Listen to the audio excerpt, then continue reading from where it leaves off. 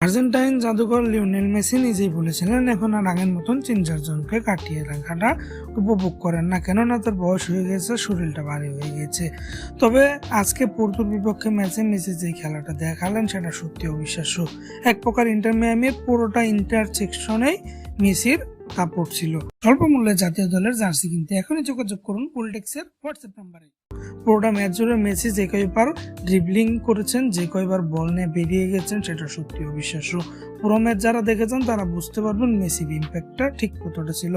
তো সবশেষে মেসি যে গোলটা করলেন ইন্টার মায়ামির হয়ে ফ্রি কিকে, তার কিছুক্ষণ আগে আর একটা ফ্রি কিক নিয়েছিলেন, তবে সেটা ভালো হয়নি। বাট ডি বক্সের একটু সামনে থেকে যে ফ্রি কিকটা নিলেন সেই 15-16 সালের বার্সার মেসিকে মনে করিয়ে দিল।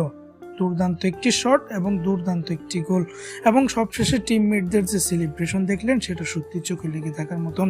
ক্লাব বিশ্বকাপে মেসির এই দাপট, তো আপনার কি মনে হয় মেসি শেষ পর্যন্ত ক্লাব বিশ্বকাপে কোন পর্যন্ত যেতে পারবে সেটা অবশ্যই কমেন্ট বক্সে কমেন্ট করবেন। স্পোর্টস এর সব ধরনের আপডেট দিতে আলফা স্পোর্টসকে সাবস্ক্রাইব করবেন। ধন্যবাদ।